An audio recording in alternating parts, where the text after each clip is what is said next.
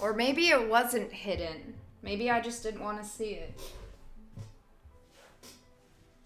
They flew to Elysium and landed next to South Fossa, the largest roofed canyon of them all.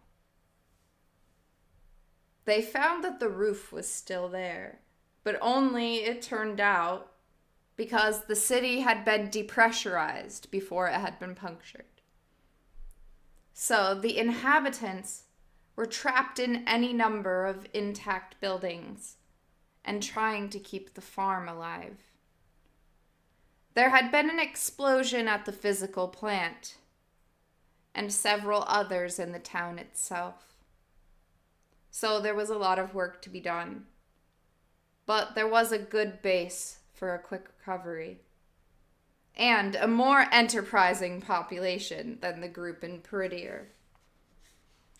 So Nadia threw herself into it as before, determined to fill every waking moment with work. She could not stand to be idle. She worked every moment she was awake, her old jazz tunes running through her mind. Nothing appropriate. There was no jazz or blues appropriate to this. It was all completely incongruous. On the sunny side of the street, pennies from heaven, a kiss to build a dream on.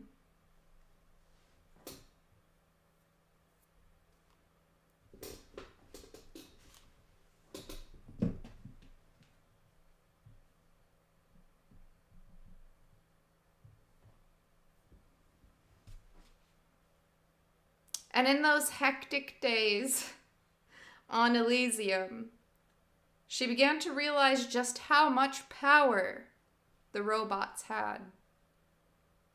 In all her years of construction, she had never really tried to exert that power to the full.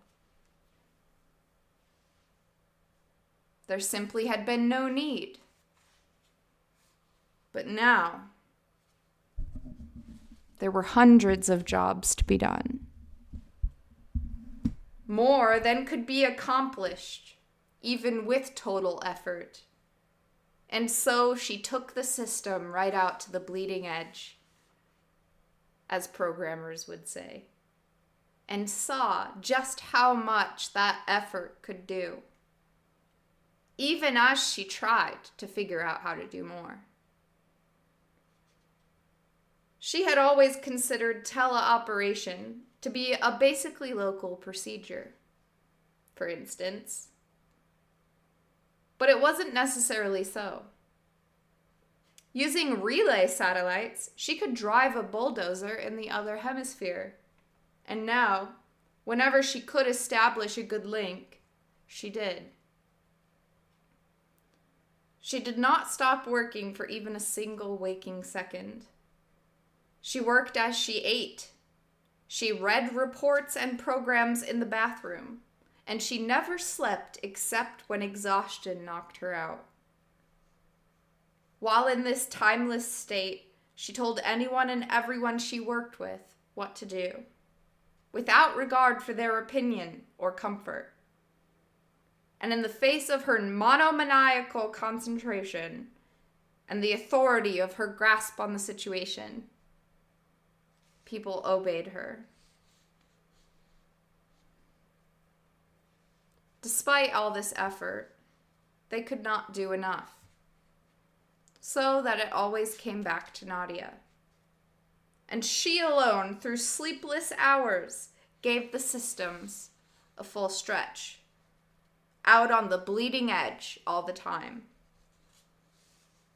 And Elysium had a huge fleet of construction robots already built, so that it was possible to attack most of the pressing problems simultaneously.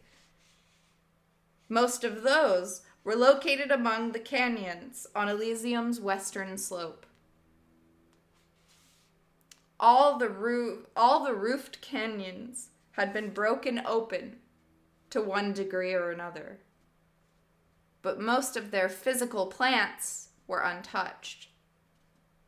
And there were a great number of survivors hunkered down in individual buildings running on emergency generators, as in South Fossa.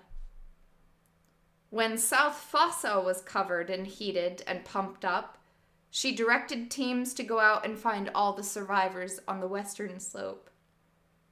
And they were pulled out of the other canyons and brought to the south, and then sent back out with jobs to do.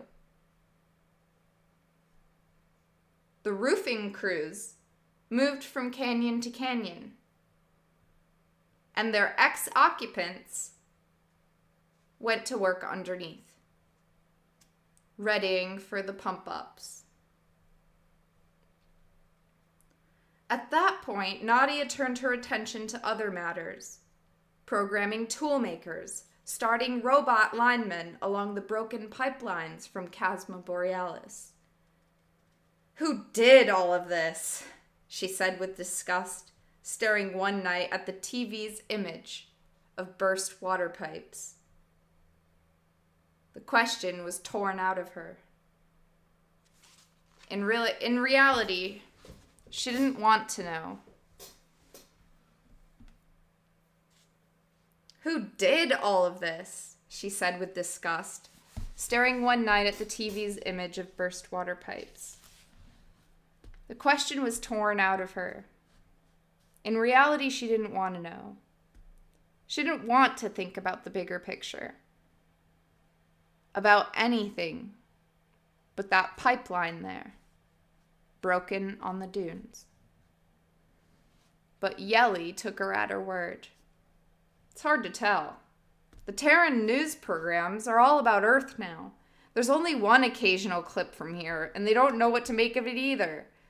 Apparently, the next few shuttles are bringing UN troops who are supposed to restore order. But most of the news is about Earth. The Middle East War, the Black Sea, Africa, you name it. A lot of the Southern Club is bombing flag of convenience countries, and the Group of Seven has declared they're going to defend them. And there's a biological agent loose in Canada and Scandinavia. And maybe here too, Sasha interrupted. Did you see that clip of Acheron? Something happened there. The windows of the habitats are all blown out, and the land underneath the fin is covered with these growths of God knows what. No one wants to get near enough to find out.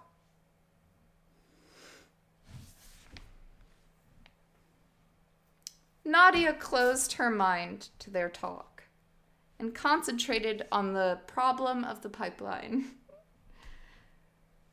When she returned to real time, she found that every single robot she could find was in action, reconstituting the towns. And the factories were busily pumping out more bulldozers, earth movers, dump trucks, backhoes, front loaders, steamrollers, framers, foundation diggers, welders, cement makers, plastic makers, roofers, everything. The system was at full pump, and there wasn't enough to occupy her anymore.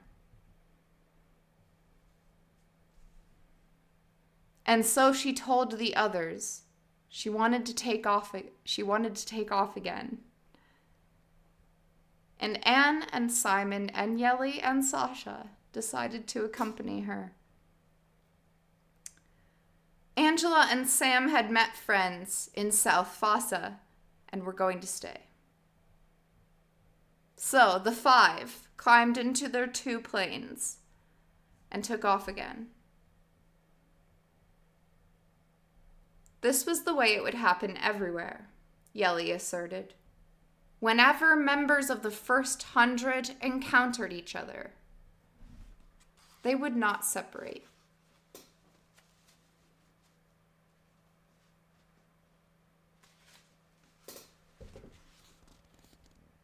No, I'm stopping here because I'm too tired. Laura's book club always sets off my Alexa. Alexa, please order earth movers, dump trucks, backhoes, front loaders, please order steamrollers, framers, foundation diggers, welders. Alexa, please order cement makers, plastic makers, roofers, everything.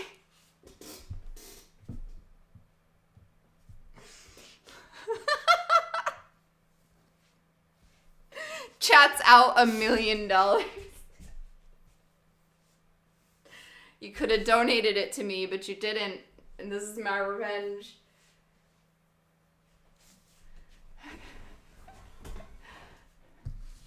Thank you. Oh my God, somebody ban this man. But just so you feel like you've been heard, you're not intellectual. You just a cringe woman making money with her body meat. Okay, you've been heard. We can ban you now. So true, bestie. So true.